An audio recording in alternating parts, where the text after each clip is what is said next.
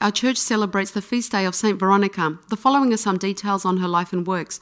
Saint Veronica is identified with a hemorrhaging woman in the New Testament, Gospel of Matthew, chapter 19, verse 20, which reads, "And behold, a woman which was diseased with an issue of blood 12 years came behind him and touched the hem of his garment. For she said within herself, If I may touch his garment, I shall be made whole. But Jesus, when he saw her, he said, Daughter, be of good comfort. Thy faith hath made thee whole." It is known from the Gospel that Veronica was not only a real person, but one who was ailing and who was but one of many healed by the Saviour.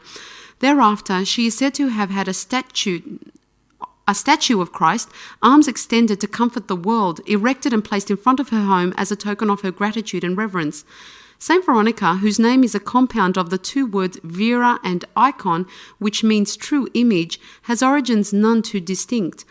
On the first Good Friday, Saint Veronica was the woman who stepped out of the crowd and wiped the perspiring face of Christ as he struggled to carry the cross on the road to Calvary.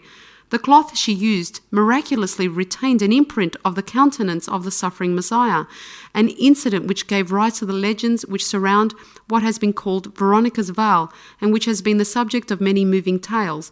This incident also produced thereafter a number of veils, all of which reverent Christians came to look upon as genuine, not daring to deny any of them for fear they might be denying the actual veil of Veronica.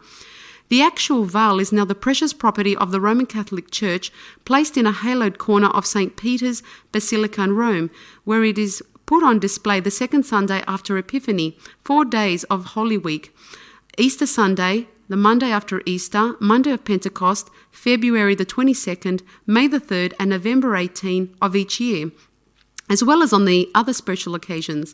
The rest of the year it is carefully guarded against deterioration or vandalism, which are not beyond the realm of possibility when it is remembered that a hammer-swinging madman damaged the glorious Pieta of Michelangelo and would have ruined this priceless treasure had it not been for quick restraint by the guards. Saint Veronica married a Christian convert named Zacchaeus, who joined her in all of her religious efforts, which were considerable and included missionary work, during which time she held tight to her precious veil.